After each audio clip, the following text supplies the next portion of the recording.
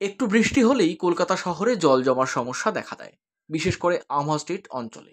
দীর্ঘ ১০০ বছর ধরে এখানকার মানুষ জল জমার কষ্টে ভুগছেন।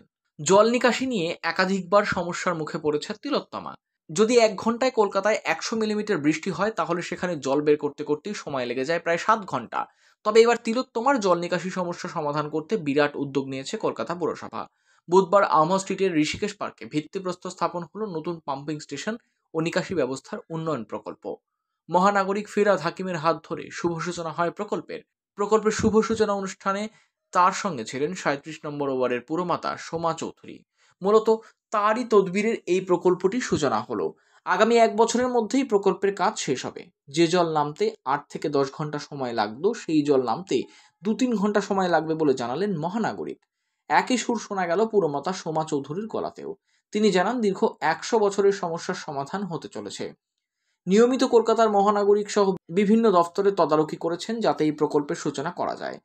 এতদিনে এই প্রকল্পের সূচনা হওয়ায় স্বভাবতই তিনি খুশি এবং এলাকার সাধারণ মানুষও খুশি। এদিনের অনুষ্ঠান উপলক্ষে উপস্থিত ছিলেন রাজ্যের মন্ত্রী শশী পাঁজা সহ অন্যান্য বিশিষ্টরা। সম্পূর্ণ অনুষ্ঠানটি পরিচালনায় ছিলেন ৩৭ নম্বর ওয়ার্ডের ব্লক তৃণমূল কংগ্রেস সভাপতি পিয়াল চৌধুরী।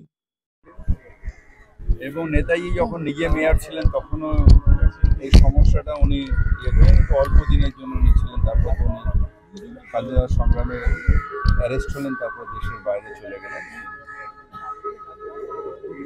আর তখন এই পাম্পিং স্টেশনটা মানে এর কনসেপ্টই ছিল না। তখন ন্যাচারাল ফ্লোতে জল ওয়েটল্যান্ডে যেত, ওয়েট করতে তো ওয়েটল্যান্ডে জলটা যাবে। এখন তো চারিদিকে বাড়ি ঘরদর হয়ে গেছে। এখানে একটা দুটো পাম্প আছে, একটা ৩০ একটা ২০, সেটা যথেষ্ট নয় পুরো এলাকাটার ৭টা ওয়ার্ডের জল ফেলার জন্য।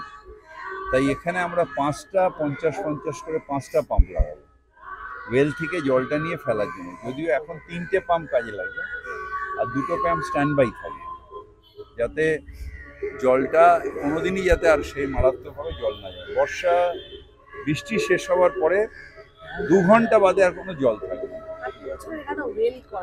এখানে একটা বড় ওয়েল হবে যেটা 13 মিটার নিচে থাকবে। সেই 13 মিটার নিচ থেকে জলটা এখানে এসে জমবে, তারপর সেখান থেকে তুলে নিয়ে এটা বেলেঘাটা খালে ফেলা হবে। 1 বছর সময়। এখন আমরা সব খিদিরপুর পাম্পিং স্টেশনে 1 বছরে করেছি, আর এটা আগে এগুলো ছিল 3 বছর লাগতো। আমি আসার পর এটা করে দিয়েছি 1 বছরে শেষ করতে।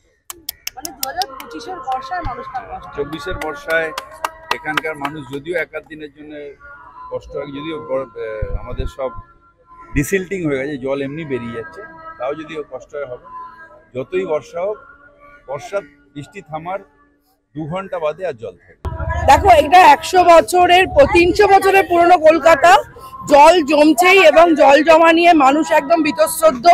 আমার নিজের বাড়ি রাজা রামমোহন সরণিতে একতলা ডুবে যায় সব সময়।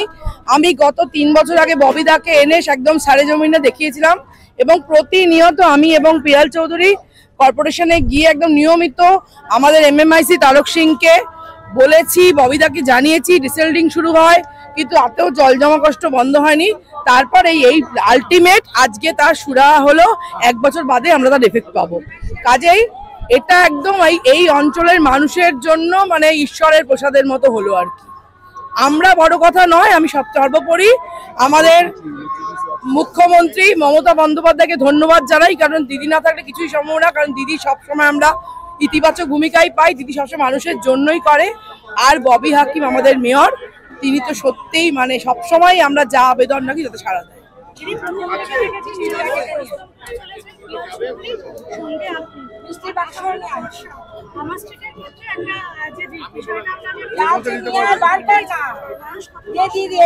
দেখুন, এটা যেহেতু 300 বছরের পুরনো কলকাতা, অনেকটা বাটির মতো, এটা বুঝতে হবে।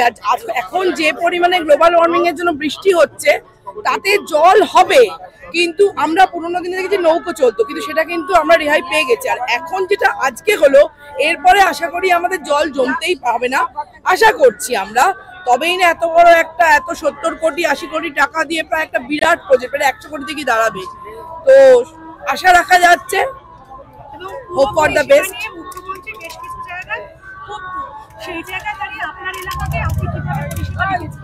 দেখুন, আমাদের কাজ হচ্ছে দিদির কথা শুনেই আমরা চলি। দিদির বলেছেন মানুষের পাশে থাকো, মানুষের সাথে থাকো।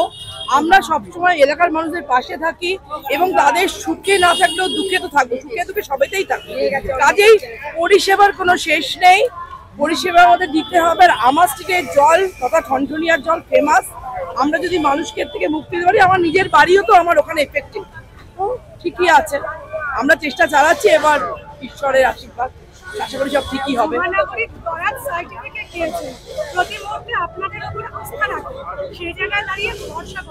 দেখুন, আস্থা রাখার ব্যাপারটা কি বলুন তো, এই গতকালই দেখলেন তো দিদি কিছু প্রেস করলেন। মানুষের কাছে পৌঁছতে হবে এবং নিজের কর্মের মাধ্যমে মানুষের কাছে পৌঁছতে হবে এবং সকলের চোখে আসতে হবে। আমরা অন্তত মানুষের পাশে থাকার চেষ্টা করি, যেটাই আসল ব্যাপার। এই যে আজকে খুব সামনেই যে ভোটটা গেল, নির্বাচন গেল, তাতে যে এই যে রেজাল্টটা হয়েছে, মানুষের পাশে না থাকলে তো রেজাল্ট হয় না।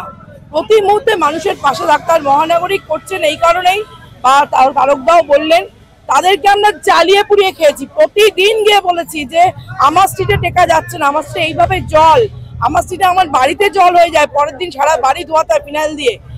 আমরা শহরের থাকি আর এইভাবে প্রতিদিন যারা, আমার বাড়িতে একতলায়, আমি দোতলায় থাকি, কিন্তু আর একতলা বাড়ি যারা তো ঘরে থাকতেই পারে না, খাট উঁচু করে করে ডাকে, তাদের যন্ত্রণাটাও তো আমি নিজের চোখে দেখেছি।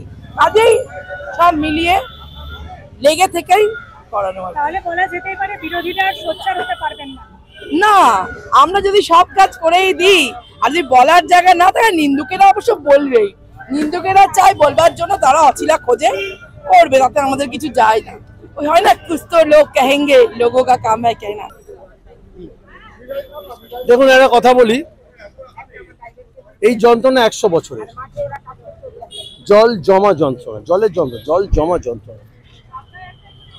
তো কর্পোরেশনে যেহেতু যাতায়াত আছে আমাদের, আমার সোমা কাউন্সিলর 12 বছরের, 5-5-10, কোভিডের 1.5 বছর।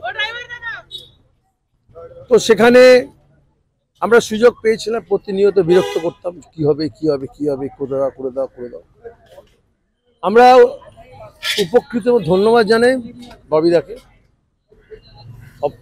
অবশ্যই আমাদের মাননীয় মুখ্যমন্ত্রী মমতা বন্দ্যোপাধ্যায়কে, কারণ তিনি বাদ দিয়ে তো কিছু নেই, কিন্তু এই যে ইচ্ছা প্রকাশ করা আমি করব, আমরা চাইছি হোক, মানুষ বাঁচুক। জল কিন্তু জমবে না, এই কথাটা একদম মিথ্যা, চলে যাবে তাড়াতাড়ি। এখানে জল জমা মানে 8 ঘন্টা জল জমে থাকে, কেউ কোথাও যেতে পারতো না, এটা তাড়াতাড়ি বেরোবে। এটাই বা কোথায় জায়গা হচ্ছে। অতএব এই প্রচেষ্টাকে সাধুবাদ, অনেক অনেক অনেক শুভেচ্ছা, পুরো অঞ্চলের মানুষ জানাচ্ছে শুভেচ্ছা। আমরা অপেক্ষা করে রইলাম আগামী 25শে জুন 2025। Bureau report, channel 10।